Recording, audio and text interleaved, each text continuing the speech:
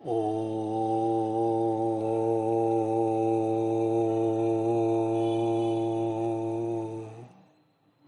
अज्ञानतिमिरान्धस्य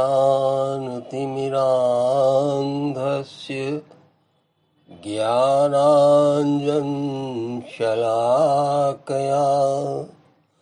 चक्षुरुन्मीलितं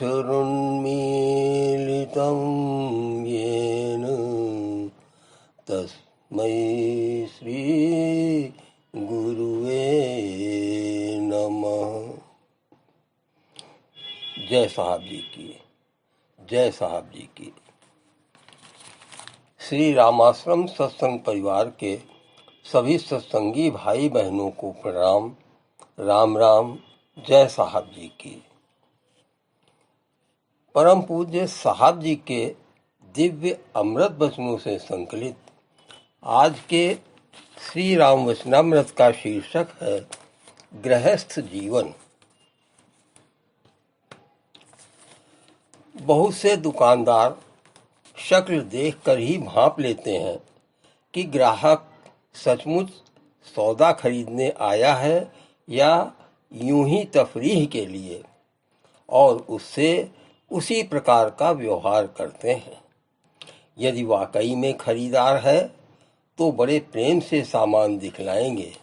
वह एक चीज कहेगा तो 10 चीज दिखलाएंगे, किंतु यदि देखा कि यूं ही परेशान करेगा, खरीदेगा नहीं, तो उसे बातें बनाकर और एक आध चीज दिखाकर टाल देंगे।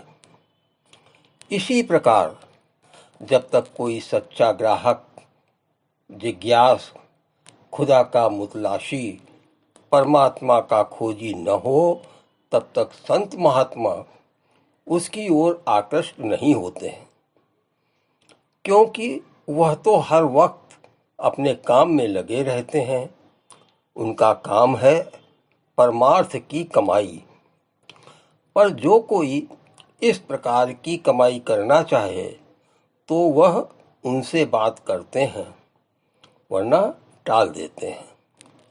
मगर इसका मतलब यह नहीं है कि जो इस प्रकार की कमाई नहीं चाहते उन्हें संत महात्माओं के पास जाने से फायदा नहीं होता। हम चाहें या न चाहें, संतों के पास जाने से, उनके पास बैठने से शांति तो मिलती ही है, और यदि श्रद्धा गहरी हुई तो सांसारिक इच्छाएं और मनोकामनाएं भी पूरी हो जाती हैं। संत बहुत दयालु होते हैं। वह दीन दुखियों को देखकर पिघल जाते हैं और उनकी तनिक सी दया दृष्टि से लोगों के न जाने कितने बिगड़े काम बन जाते हैं। तो यह बात रही उनकी दया दृष्टि की, किंतु वह इस प्रकार के दुनियादारों का आना पसंद नहीं करते।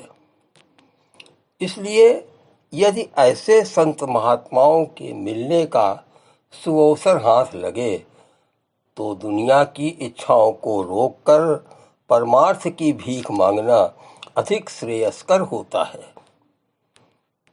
दुनियादारी की इच्छाएं पूरी करने के तो और भी तरीके हैं, किंतु परमार्थ की कमाई तो सिर्फ इन्हीं लोगों के संग और दया से होती है। यह तो वही मसला हुआ कि गए जौहरी की दुकान पर और मांग की बैंगनों की। इच्छाएं रहें हमारे अंदर, हम इच्छाओं को निकाल भी तो नहीं सकते, मगर हम संत के पास जाकर इच्छा पूरी होने की बात न सोचें, उनसे श्रद्धा रखें और प्रेम करें। धीरे धीरे इच्छाएं अपने आप कम हो जाएंगी और मिट जाएंगी। फिर हमें परमार्थ की इच्छा और जिज्ञासा पैदा होने लगेगी और परमार्थ प्राप्त करने में रस आने लगेगा। हम जैसी संगत में बैठेंगे वैसी ही हालत पैदा होगी और उसी प्रकार की धारणाएं और स्फुरणाएं उठने लगेंगी। अतः हमें संतों के पास खाली होकर जाना चाहिए। परमार्थ की दौलत बड़ी कठिनाई से नसीब होती है, लेकिन कठिनाई तभी तक जान पड़ती है जब तक लगन नहीं है। जब लगन पैदा हो जाती है तब आदमी को चैन नहीं मिलता और वह इधर उधर हाथ पांव मारता रहता है। फिर उसे कहीं न कहीं ठिकाना मिल ही जाता है और किसी न किसी संत महात्मा से भेंट हो ही जाती है। बात तो यह है कि संत महात्मा स्वयं इस खोज में रहते हैं कि कोई ऐसा मिले जो इस बात का तलबगार हो और मैं उसकी सेवा करूं। तो इस प्रकार संयोग हो जाता है और एक दूसरे की जरूरत पूरी होने लगती है।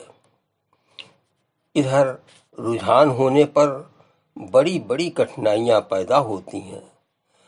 पहले तो घर वाले ही रोड़े अटकाते हैं, क्योंकि वे सोचते हैं कि कहीं चिड़िया हाथ से न निकल जाए। घर वाले तो पूरे दुनियादार होते हैं। वह अपने आदमी को पूरी तौर से अपने चंगुल में रखने का प्रयत्न करते हैं, क्योंकि ऐसा न हो कि वह बाबा हो जाए और एक कमाई करने वाला चला जाए। बीवियों को तो और भी अधिक खटका रहता है कि कहीं उनका पति घर बार न छोड़ दे। अतः जो साधन करना चाहते हैं उन्हें बड़ी सावधानी बरतनी चाहिए कि कोई काम बिगड़ने न पाए। उन्हें घर वालों तथा अन्य लोगों से ऐसा व्यवहार करना चाहिए जिससे सभी लोग खुश रहें और किसी को किसी प्रकार की शिकायत न हो। मगर यह बड़ा मुश्किल होता है, क्योंकि तब नया मुसलमान प्याज ज्यादा खाता है वाली कहावत चरितार्थ होने लगती है। नया नया शौक साधना का होता है, उधर रस ज्यादा मिलने लगता है और इधर दुनियादारी से उपरामता होने लगती है। इस कारण दुनियादारी के कामों में बेपरवाही होना लाजमी है। किंतु संत सद्गुरु बहुत समझदार और अनुभवी होते हैं और इतनी सावधानी व देख रेख रखते हैं कि किसी काम में गड़बड़ी न पड़ने पाए। इस प्रकार वह दीन और दुनिया के दो पहियों को बैलेंस करते हुए उसे धीरे धीरे चलाते हैं और जरा भी जल्दबाजी नहीं करते हैं। इसीलिए साधकों से कहा जाता है कि वह अपने घर वालों को, खास तौर से बीबी व बच्चों को भी इधर रुजू करें ताकि उनसे भी सहायता मिले। साथ ही यह भी कहा जाता है कि जवान से अपने घर वालों, बीबी व लड़कों से यह न कहें कि तुम भी पूजा करो, सत्संग करो, बल्कि अपना रहन सहन और व्यवहार ऐसा बनाएं कि घर के पास पड़ोस के लोग खुद ही रुजू हों और कहें कि हमें भी इस प्रकार का रास्ता बताओ, जिससे आप जैसी आदत और स्वभाव हमारा भी बन जाए। जिस प्रकार साधक अपने बीबी बच्चों को घुमाने फिराने, सिनेमा दिखाने और यार दोस्तों से मिलाने ले जाते हैं, उसी प्रकार सत्संग में भी ले जाएं तो कोई हर्जा नहीं है। इस प्रकार उनको भी चस्का पैदा होगा और वे हम ख्याल बन जाएंगे। इसके अलावा पूजा में इन सब लोगों के लिए भगवान से, गुरुदेव से प्रार्थना भी करता रहे कि वे भी इस ओर झुकें। थोड़ा सावधानी और बर्दाश्त की क्षमता होने से यह सब बातें सहूलियत से हो जाती हैं।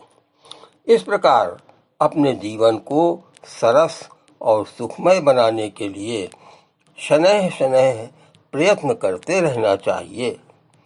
जल्दी का काम शैतान का होता है। जल्दबाजी में काम बनने के बजाय बिगड़ जाता है। ओम जय साहब जी की। अब अगले कार्यक्रम में आपसे फिर भी भेंट होगी। सभी सत्संगी भाई बहनों को प्रणाम। राम राम। जय साहब जी की। जय श्री राम। जय श्री राम।